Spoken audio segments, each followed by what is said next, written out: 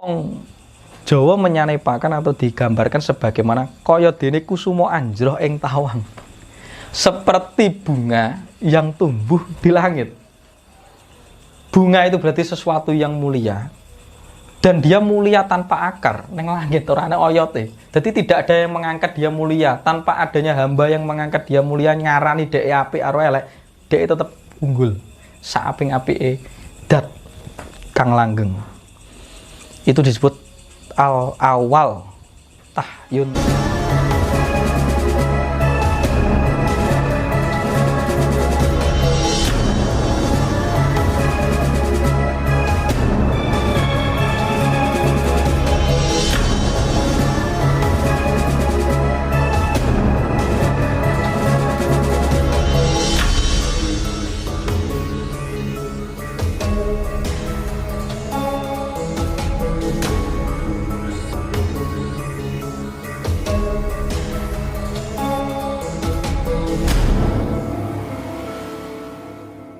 Iya, Mas Tunjung. Tadi saya sempat minta tolong untuk diwedarkan tentang bahasan martabat 7 itu ya, Mas.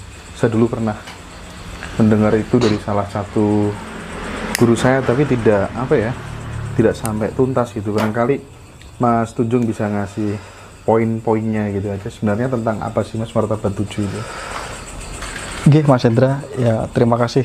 Matur suwun. Jadi ya kita alon-alon ya pelan-pelan karena martabat 7 itu memang menurut saya itu yang disebut kejawen ya, karena itu wis campuran agama Islam dan ajaran Jawa yang diakulturasi di era Wali Songo, dan itu disadur, ditulis ulang di dalam serat namanya Wirid Hidayat Jati.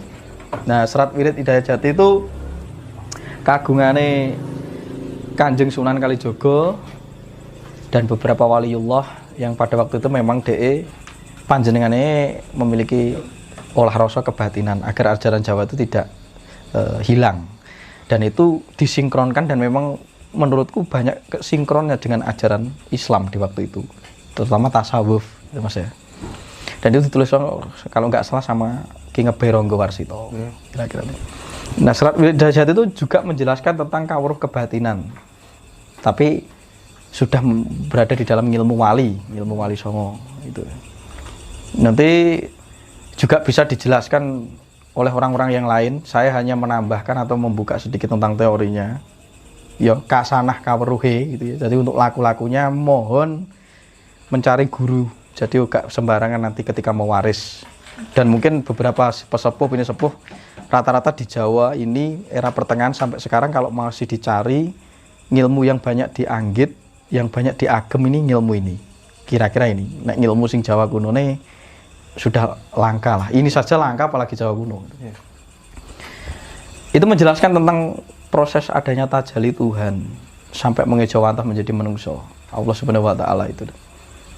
Terus Sunan Bonang menyebutnya ilmu tua, Sunan Kalijaga nyebutnya ilmu asal, dan itu ya kuwi ilmu sangkan parang dipati qalbu mu'min minallahu. Jadi serat Wirid Hidayat itu menjelaskan sejarah tentang awal mula keberadaan jagat raya. Itu dinamakan alam takdim adam makdum ajali abadi. Itu alam suwung. Jadi diarani tahyun awal atau tahyun. Kui urung kena diarani sik suwung, udu konto. Ya bukan wujud, dudu lanang, dudu wadon, duduk enggon, duduk makhom atau derajat, dan ora kena duduk wandu, tidak bisa diwujudkan atau diangen. Itu masih nir waktu, nir kahanan, suwung. Lah kuwi disanepakne karo wong Jawa diarani kaya dene kombang angleng ing awang-awang. Kombang itu adalah binatang yang menimbulkan dengung. Makanya itu bergetar atau diarani tawon gumono neng awang-awang. Maka jagat iki nek mbok rungokne unine ngono kuwi, Mas, beng-beng. Kayak kowe nyumpet kuping. Kayak nek kupingmu denging, akhirnya nek firasat. Dari berdenging itu akan melakukan getaran berikutnya, itu suara getaran. Atau disebut dark energy, dark matter, baru menjadi jagat saisine. Akhirnya diarani kumbang angleng ing awang-awang. Jadi kumbang yang membuat lubang di awang-awang.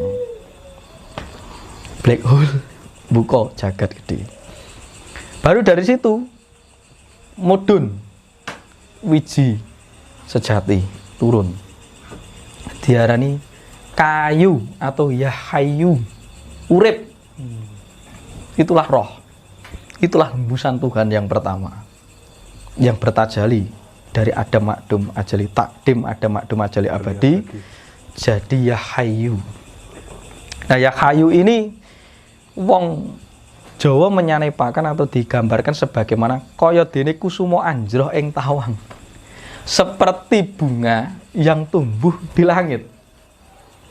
Bunga itu berarti sesuatu yang mulia, dan dia mulia tanpa akar neng langit ora ana oyote. Jadi tidak ada yang mengangkat dia mulia tanpa adanya hamba yang mengangkat dia mulia ngarani dhek apik karo elek, dhek tetep unggul saaping-apike dat kang langgeng.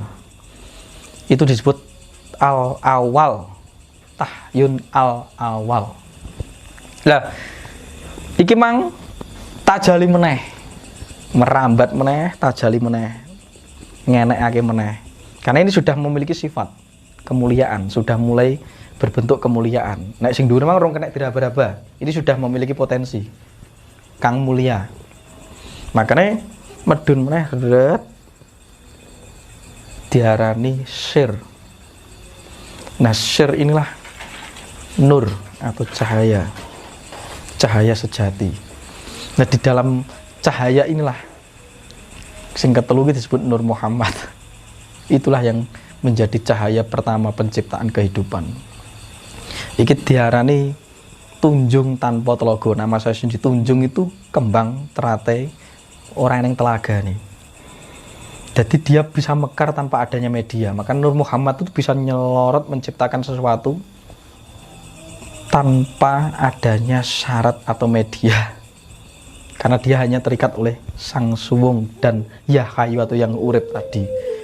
Jadi Yahayu itu wahyune kahuripan, Nur Muhammad itu wahyuning urip. Iki medun meneh ret. Dadi cahya kumlarat atau pranowo. Inilah selorotnya cahaya Nur Muhammad yang disebut Al-Sabitah. Ketika As-Sabitah itu sudah nyelorot, jagat itu wis ketok isine, sudah mulai tercahayai alam padang gitu. Sudah membentuk alam padang. Nah, di dalam nur atau cahaya inilah Nur Muhammad itu sudah mulai bisa disebut yang mencahayai, madangi. Makanya gini, ini wis disebut isine wuluh wung wang. Jadi ora koyok bumbung kosong neng jerone kok enek iya angin. Nyatanya ada, tapi didelok ora ketok. Neng nyoto eneng lah Gusti iki ngono kuwi sifate. Baru cahaya ini akan bisa diraba dengan namanya rasa atau rasa sejati, pramono. Itu disebut al-mukawiyah, al-mukawiyah atau al-muqarijah. Disitulah rasa sejati inilah yang bisa menghubungkan Anda kepada nur cahaya Muhammad dan Gusti Widewi. Makanya konolah rasa. Nah ini di sini disebut kaya dene gung susuwe angin. Ya disinilah rasa sejati itu gung susuwe angin. Itu yang akan bisa membuat Anda masuk berdialog dengan nur Anda sendiri. Itulah Rasul. Berarti Rasul itu artinya utusan. Lah utusan itu adalah jalan. Nah Muhammad itu nabi nih. Ya ketika hadir orang Jawa itu dijawantahkan di dalam diri kita, makanya kon sesuluk, kon melu jeng nabi. Jeng nabi itu ya Nur Muhammadmu sendiri. Kowe elonono rasa sejatimu dhewe, aja meloni wong sak njobomu. Sanad yang paling tepat itu adalah hatimu. Karena kolbunya ada di sana. Maka disitulah rasa itu yang akan mengantarkan. Rasa sejati itu Rasul. Makanya utusan. Kowe lho sing diutus untuk bertawasul kepada Muhammad. Ini kira-kira ya. Terus baru medune ret nang sore meneh iki disebut roh idhafi, idlafi. Nek wong Jawa idafi, ilapi atau ulapi. Tapi nek wong Arab ngerti idhofi. Nah, ketika wis mlebu ning idhofi ini wis bentuk kepribadian namanya jiwa. Sukma sariramu kuwi. Nah, iki mang disebut kaya dene tapake kontol angayang. Karena si jiwa itu sudah memiliki perangkat lengkap sing diarani rumangsa. Dari rasa dadi rumangsa, eksistensial, merasa ada. Ini disebut al-maknawiyah. Jadi jiwa inilah yang bisa memaknai kehidupan iki piye. Baru medune ret. Di situ ada namanya nafs atau nafsu. Dan nafs ini disebut al-karijiyah. Jadi dalam nafs inilah kita berkobar. Makanya kok dikelambang nih kaya dene geni mulat ing tengahe segara gitu. Nah, segara itu jagat gemelar dan diri kita ini. Genine mulat. Makanya hawa nafsu ki sifatnya ngobar-ngobar. Ini yang mewarna-warnai kehidupan. Tanpa adanya hawa nafsu itu ora ono kisah drama di dalam kehidupan ora ono. Akhirnya urip iso gak sepoi mergo ning nafsu. Dadi nafsu ki aja dipateni ning dikendalikan itu. Mergo geni ki ora sedipateni wong kena iso dikendalikan iso nggo masak kok. Iya toh? Anda bisa mematengkan iso nyampurnakne iso bakar apa larahan dan kotoran. Maka si nafsu ini kalau sudah dikenali sedulur papat ini sudah bisa membakar segala macam bentuk sawan-sawan atau energi negatif dalam diri kita. Makanya perangmu nanti melawan itu menurut Rasulullah. Jadi nek Muhammad bin Abdullah ya seneng Arab. Nek Muhammad yang nur setiap diri manusia itu memiliki. Itu bagi orang Jawa. Wis gembol neng ora mentol. Baru nanti mlebu sing terakhir itu al-hijab. Disebut rogo. Budi dulu. Jadi Anda mendapat budi dulu. Budi ini kesadaran jaga. Kesadaran jaga. Melek, iso turu ambekan, iso kedep, iso lakune getih itu budi. Nah, ini disebut al-mukawiyah. Al-mukawiyah artinya hak mati. Di situ isine budi ini adalah kesadaran jaga. Jiwa ini butuh ini ketika dia suwita ning alam dunya. Dadi ning kono ora diarani turu, ora diarani melek. Neng terus-menerus pepegetan. Tidak pernah terlepas dari itu. Makanya dilambang nih kaya dene jaran angrat pangidran ing kandange dhewe. Dadi jaran itu berputar di kandangnya sendiri. Wis seperti kesadaran jagamu itu. Rino wengi iki tanpa pegetan. Itu yang dilanjutkan dengan wejangan salat batin tan kalawan wulu kadasi. Salat batin sak benere mangan syahwat turu ngising. Ketika 2 hari 24 jam rino wengi kamu tidak pernah terpisah dengan Tuhan, disitulah sesungguhnya keunggulan pramono, keunggulan jiwamu sendiri. Kowe iki ya ora pisah jane karo Gusti. Itu nek wong wis makrifat mukasyafahnya di situ. Yang terakhir sing ke-8 iki disebut rogo, badan sariro atau sulo sariro atau jasad. Ini disebut al-hijab. Segala mudah ini sudah ditampung di dalam satu tubuh disebut jabang bayi atau jasad ini. Dan ini sing wis ketok iki mang.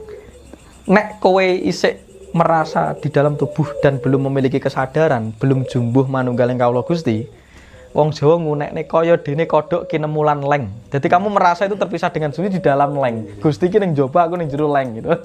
Aku merasa Gusti ki ning dhuwur, aku ning isor, terpisah antara hamba dan makhluk. Tapi nek kowe wis jumbuh kawula Gusti, kamu sudah bermakrifat melalui jalan tarekat dan berhakikat, kaya dene kodhok angemulin leng. Lenge mbok kemuli melebur menjadi satu antara makhluk dan Gusti, antara hamba dan Gusti dadi siji manunggaling kawula Gusti. Iki kira-kira diarani martabat 7. Lah iki nek diitung 1 2 7, ning sing nirwatu alam Adam adu kan diitung kan 8. Iki gak diitung. Mergo ora konto, ora wujud, ora makom, ora nggon, ora kena diraba. Lah yang 7 itu jalan ini. Makanya reinkarnasi apapun perjalanannya ya kira-kira tajaline 7. Kira-kira ngono. Martabat 7. Jadi nanti ini harus ada guru. Orang oleh sembarangan medarki iki, nggak boleh penjara mentawasulkan ini. Tapi saya memahamkan tentang pedarannya. Ngono eneng gurune, iki ben gak mangro-tinggal. Mangro-tinggal itu ketika salah. Karena kan orang-orang syariat kadang masih melihat agama itu sebagai hal yang paling mutlak. Tapi agama itu harus dilalui karena itu adalah pakaian. Agama itu rogo. Maka rogo itu suatu ketika juga lebur. Sandangan itu suatu ketika cucul, harus dilepaskan. Karena yang sejati ada di dalam dirimu sendiri. Nah ini makanya seperti bagaimana raga. Tapi bukan berarti agama itu tidak perlu-perlu. Karena agama ibaratnya sandangan. Nek werep serawung karo uang podo uang, rogo podo rogo. Yang dibutuhkan adalah sandangan selama Anda berada di alam panca indera. Makanya soalnya kan bijaknya oleh ilmu maliki nek engko urusan syariat, urusan ajaran kulit, yo ngaji sore mocone moco kulit. Nek urusan sing koyo ngene engko bengi dene wis sirep-srepi ning alampah itu nek wis sepi nyonyot lagi medar bab seperti ini. Nah, nek kowe ngomong jenengan nyari soal kejawen ini ya kejawen. Ini kejawen. Tapi nek Jawa kuno nanti beda lagi. Ini sik diopeni, iki iso ngopeni ini tepat bener. Ini engko jenengan ngerti jalan sufi dan ilmune jenenge tasawuf. Nah, sufi ki ya lakon. Gitu loh Mas. Kira-kira ngono. Memang kita harus sabar telaten nek ra dimulai dari diri kita nanti siapa lagi sing gelem nguri-nguri seperti ini. Dadi niat kita ndak ada kepentingan apapun.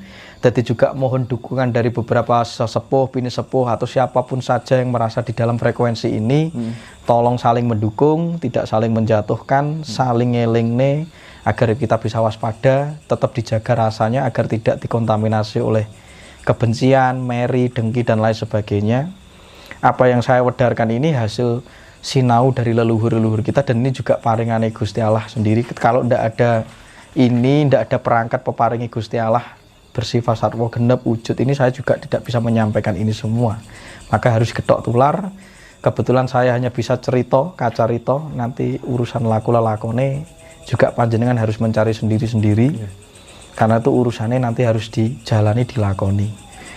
Kira-kira begitu, kurang lebihnya mohon maaf, tidak menutup untuk mengurangi hormat terhadap para sepuh sepuh yang sudah ngelakoni ini semuanya. Saya rasa mereka juga memiliki kelebihannya.